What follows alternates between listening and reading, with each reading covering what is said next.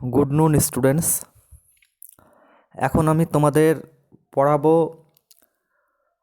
সংবিধানে উল্লেখিত নাগরিকদের মৌলিক অধিকার ও মৌলিক কর্তব্যগুলো কি আছে সেই সম্পর্কে।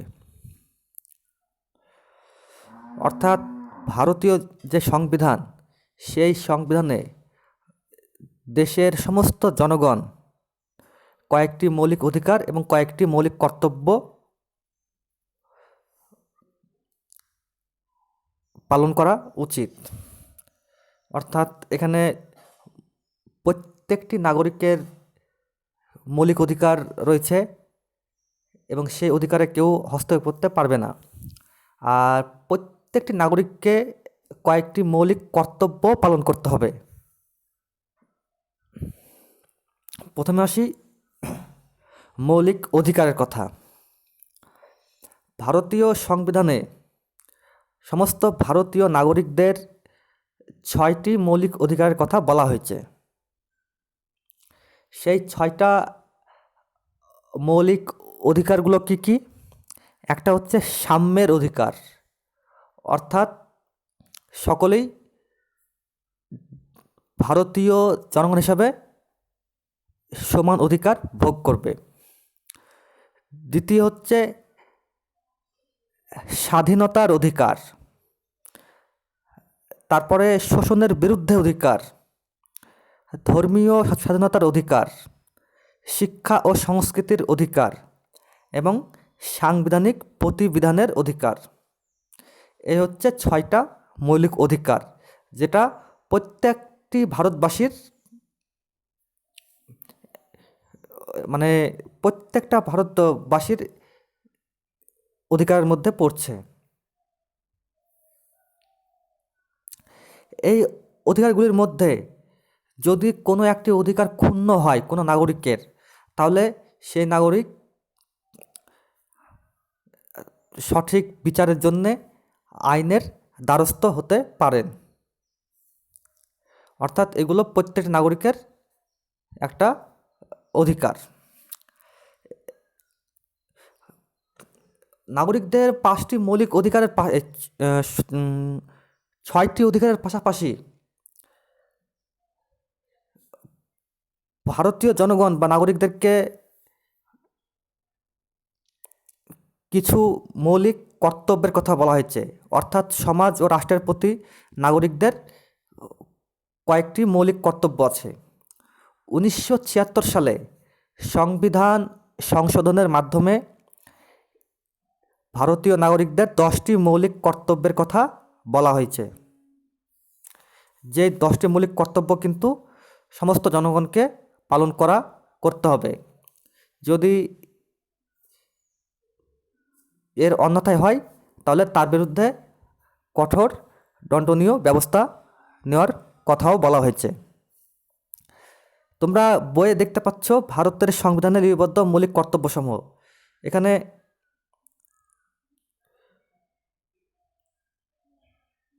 10টি মৌলিক কর্তব্যের কথা বলা হয়েছে।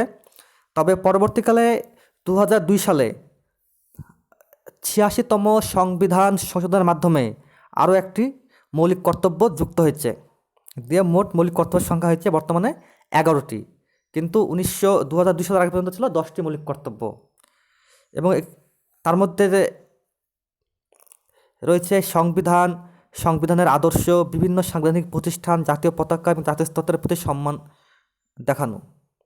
এটা হচ্ছে একটা মৌলিক কর্তব্য। কেউ যদি সংবিধানের আদর্শ না মেনে চলে কিংবা জাতীয় পতাকার প্রতি যদি অবমাননা করে, তাহলে তার বিরুদ্ধে কিন্তু ব্যবস্থা নেওয়া হয়ে থাকে।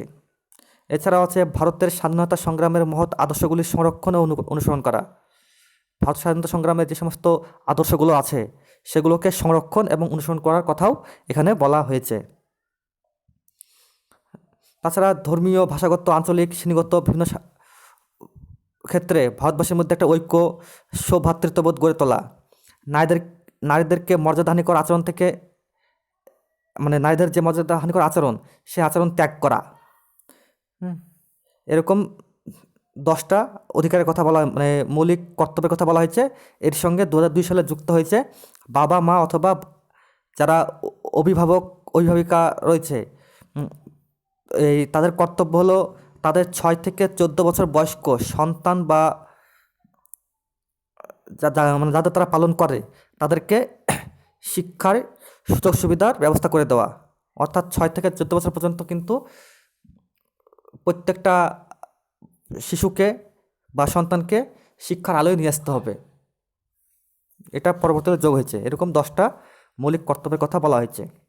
এবার এখান থেকে কী কী প্রশ্ন হতে পারে? এখান থেকে প্রশ্ন হতে পারে, ভারতীয় সংবিধানে নাগরিকদের কয়টি মৌলিক অধিকারের কথা বলা হয়েছে। তারপরে প্রশ্ন হতে পারে যে ভারতীয় সংবিধানে নাগরিকদের কয়টি মৌলিক কর্তব্যের কথা বলা হয়েছে, কততম সংশোধনের মাধ্যমে, কত সালে সংশোধনের মাধ্যমে ভারতীয় নাগরিকদের মৌলিক কর্তব্যের কথা বলা হয়েছে। এগুলো এখান থেকে শর্ট কোশ্চেন হতে পারে। এরপরে আসি জমি জল জঙ্গল, জীবন জীবিকার অধিকার ও গণ আন্দোলন। অর্থাৎ জমি জল জঙ্গলের অধিকার নিয়ে ঔপনিবেশিক রাষ্ট্রের সঙ্গে জনগণের বিদ্রোহ প্রতিরোধ বিভিন্ন সময় হয়েছিল। আমরা সেগুলো এর আগেই জেনেছি। সাঁওতাল মুন্ডা কোল বিদ্রোহে আমরা জেনেছি যে সেখানে জমি রাজস্ব আদায়ের ব্যাপারে এবং জঙ্গলের অধিকার ভোগ করার জন্য আন্দোলন হয়েছিল।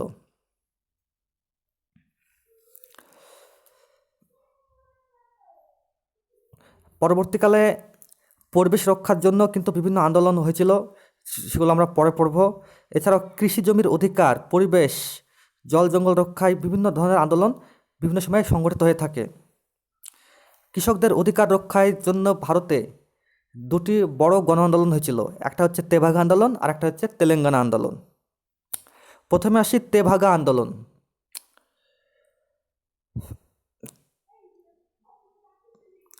1940 সালে যে ফ্লাউড কমিশন বসেছিল, সেই কমিশনের সুপারিশ ছিল শস্যের তেভাগা বণ্টন।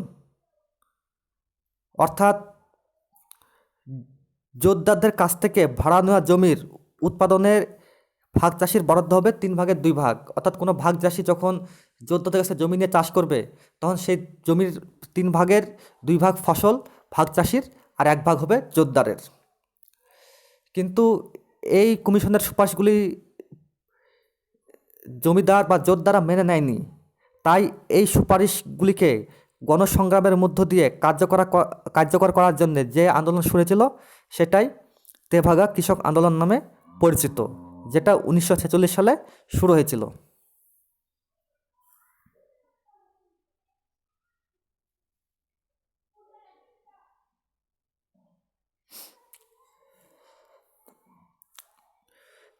উনিশশো 40-এর দশকে মন্দা এবং আকালের ফলে, মানে আমরা জানি 1940-42-এর দশকে কিন্তু ভারতবর্ষে একটা বিশাল দুর্ভিক্ষ হয়েছিল, যেখানে মানে বহু মানুষ না খেতে পেয়ে মারা যায়, এটা আমরা জানি। এই যে মন্দা এবং আকালের ফলে অনেক গরিব চাষির জমি কিন্তু চলে গিয়েছিল, ফলে তারা ভাগ চাষিতে পরিণত হয়। তাই গ্রামীণ জনসংখ্যার একটা বড় এবং বিরাট অংশ পরিণত হয়েছিল বর্গাদারে বা ভাগ চাষিতে। আর তেভাগার আন্দোলন যে সমস্ত অঞ্চলে শুরু হয়েছিল সেখানকার গ্রামবাসীর প্রায় 60%-এরও বেশি ছিল বর্গাদার,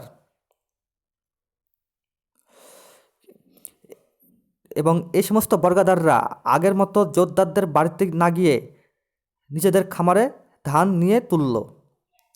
এভাবে তারা তেভাগা বলবৎ করতে থাকে, নিজ খামারে ধান তুলো। এই ছিল তাদের আন্দোলনের ডাক। অর্থাৎ তেভাগা আন্দোলনের যারা চাষি, তাদের আন্দোলনের স্লোগান ছিল নিজ খামারে ধান তোলো। ধীরে ধীরে এই তেভাগা আন্দোলন তৎকালীন অবিভক্ত বাংলার বিভিন্ন জায়গায় ছড়িয়ে পড়েছিল। উত্তরবঙ্গ, বিশেষ করে দিনাজপুরের ঠাকুরগাঁও মহকুমা, রংপুর, মালদা, জলপাইগুড়ি, ময়মনসিংহ, মেদিনীপুর, 24 পরগনার প্রভৃতি ছিল তেভাগা আন্দোলনের মূল ঘাঁটি। এবং এই আন্দোলনে হিন্দু মুসলিম কাঁধে কাঁধ মিলিয়ে কিন্তু সমান সশস্ত্র সংগ্রামের অবতীর্ণ হয়েছিল এবং শেষ পর্যন্ত কৃষকরা জয়যুক্ত হয় এবং কৃষকদের তেভাগা আন্দোলনের দাবিগুলি মেনে নেওয়া হয়েছিল। এই তেভাগা আন্দোলন থেকে কী কী প্রশ্ন হতে পারে? তেভাগা আন্দোলন থেকে প্রশ্ন হতে পারে কোন কমিশনের সুপারিশ অনুসারে তেভাগা বন্টনের কথা বলা হয়েছে। তারপরে তেভাগা আন্দোলন কবে শুরু হয়েছিল। তারপরে তেভাগা নিজ খামারে ধান তোলো কোন আন্দোলনের স্লোগান ছিল। তারপরে তেভাগা আন্দোলনের কোন কোন অঞ্চলে ছড়িয়ে পড়েছিল, এগুলো এখান থেকে হতে পারে। এরপরে আসছি তেলেঙ্গানা আন্দোলন। বাংলা হয়েছিল তেভাগা আন্দোলন, এবার দক্ষিণ ভারতে তেলেঙ্গানা আন্দোলন সম্পর্কে আসে। হায়দ্রাবাদের তেলেঙ্গানায় যে আন্দোলন হয়েছিল কৃষকদের, সেই কৃষক আন্দোলন ছিল ভারতের ইতিহাসে, মানে আধুনিক ভারতের ইতিহাসে সবথেকে বড় কৃষক আন্দোলন, যেটা 1946 সালে শুরু হয়েছিল, 1951 সালে শেষ হয়েছিল। এবং হায়দ্রাবাদের তেলেঙ্গানা শহরের প্রায় 3000 গ্রামে 16,000 বর্গমাইল এলাকা জুড়ে এই আন্দোলন ছড়িয়ে পড়েছিল। তেলেঙ্গানা আন্দোলন শুরু হওয়ার কারণ হচ্ছে তেলেঙ্গানা অঞ্চলে রাজনৈতিক এবং নাগরিক স্বাধীনতা বিভিন্নভাবে খর্ব হতো। প্রভু এবং ভূস্বামীরা অবৈধভাবে জমি দখল করায় চাষিদের অবস্থা কিন্তু খুব খারাপ হয়েছিল। পাশাপাশি ছিল বেট্টি বা বেগাশ্রম, অর্থাৎ তেলেঙ্গানা অঞ্চলে যে সমস্ত চাষিরা রাজস্ব দিতে পারত না বা স্থানীয় মহাজনদের কাছ থেকে ঋণ নেওয়ার পর সে ঋণ পরিশোধ করতে না পারলে সেই সমস্ত চাষিদেরকে জমিদার বা জোতদাররা নিজেদের জমিতে বেগার, অর্থাৎ কোনো পারিশ্রমিক ছাড়াই বেগার খাটিয়ে নিত। এটাকে বলা হয় বেট্রি প্রথা বা বেগাশ্রম প্রথা। এই সমস্ত কারণে তেলেঙ্গানা অঞ্চলের কৃষকরা বিদ্রোহের সম্মুখীন হয়েছিল এবং খুব শীঘ্রই এই বিদ্রোহ নালাগোন্ডার জনগাঁও, সূর্যপেট, হুজুরনগর তালুকগুলিতে ছড়িয়ে পড়ে এবং সে সময় আন্দোলন আস্তে আস্তে চাষির গ্রামের সঙ্গমগুলিতেও সংগঠিত হয়। সঙ্গম বলতে গ্রামের বিভিন্ন ভাগগুলোকে বোঝানো হয়েছে এখানে। এবং এই সমস্ত আন্দোলনকারীরা লাঠিসোঁটা, গুলতি পাথর বা গুঁড়ো লঙ্কা দিয়ে আন্দোলনে ঝাঁপিয়ে পড়েছিল। তেলেঙ্গানা সংগ্রামের ফলাফল ছিল কৃষকদের পক্ষে, অর্থাৎ কৃষকরা গণ আন্দোলনের মধ্য দিয়ে ভারতের সবথেকে স্বৈরাচারী বড় সামন্ততান্ত্রিক শাসন ব্যবস্থার অবসান ঘটানো সম্ভব হয়েছিল এবং বেট্রি প্রথা কিন্তু লুপ্ত হয়েছিল। 1949 খ্রিস্টাব্দে জাগিরদারি প্রথাও বিলুপ্ত হয়েছিল। এই তেলেঙ্গানা আন্দোলন থেকে কী কী প্রশ্ন হতে পারে? এই তেলেঙ্গানা আন্দোলন থেকে প্রশ্ন হতে পারে যে তেলেঙ্গানা আন্দোলন কোথায় সংগঠিত হয়েছিল, তেলেঙ্গানা আন্দোলন কবে সংগঠিত হয়েছিল, তারপরে বেট্রি প্রথা বা বেগাশ্রম কোন আন্দোলনের সঙ্গে যুক্ত,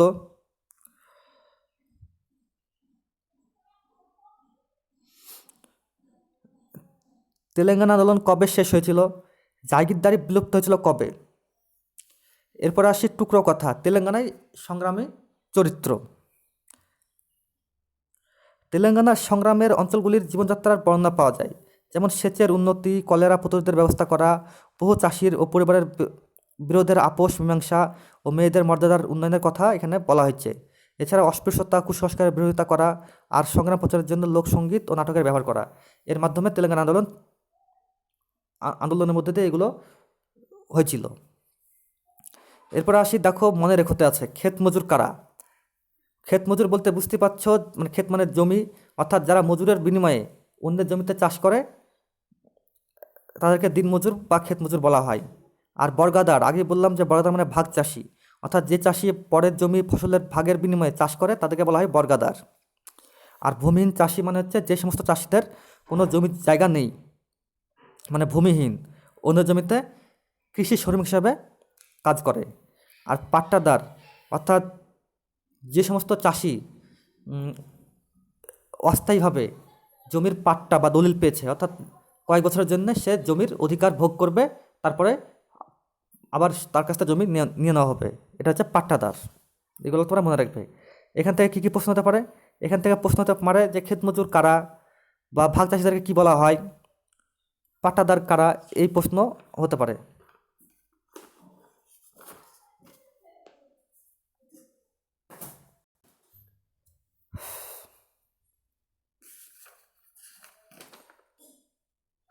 এরপর আসি জল জঙ্গলের অধিকার, পরিবেশ কেন্দ্রিক গণ আন্দোলন।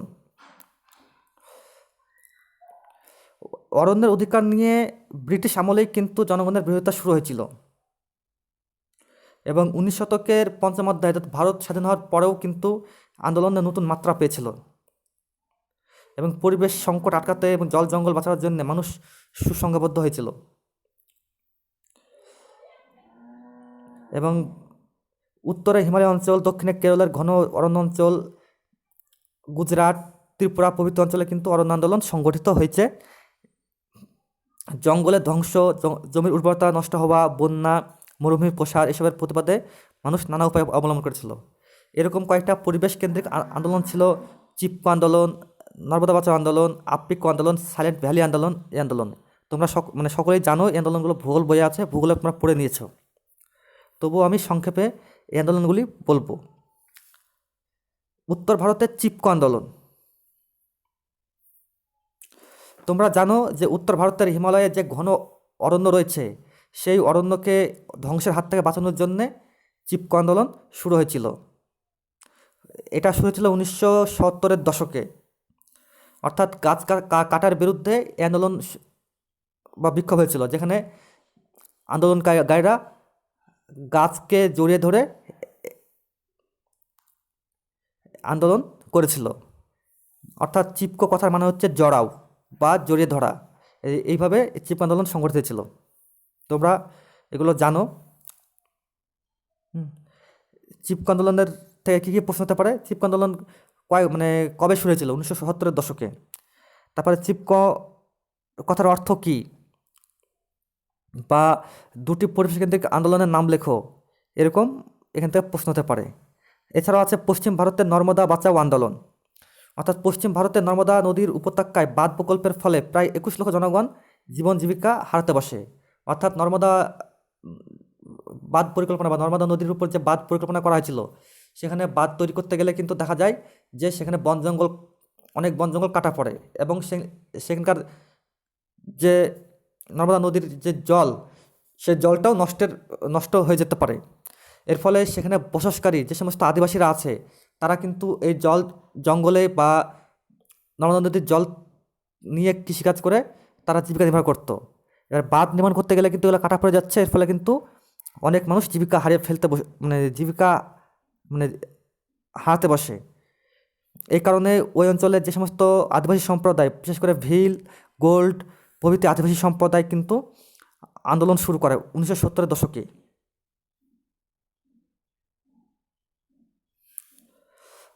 আর এদের দাবি ছিল বাঁধ নির্মাণ বন্ধ করা, উচ্ছিন্ন মানুষের জীবন ও জীবিকার অধিকার সুরক্ষিত করার দাবিতে আন্দোলনে তারা সামিল হয়েছিল। এখান থেকেও প্রশ্ন হতে পারে যে নর্মদা বাঁচাও আন্দোলন কবে শুরু হয়েছিল, কোন কোন উপজাতি বা আদিবাসী গোষ্ঠী এই আন্দোলনে সামিল হয়েছিল, এই প্রশ্নগুলো এখান থেকে হতে পারে।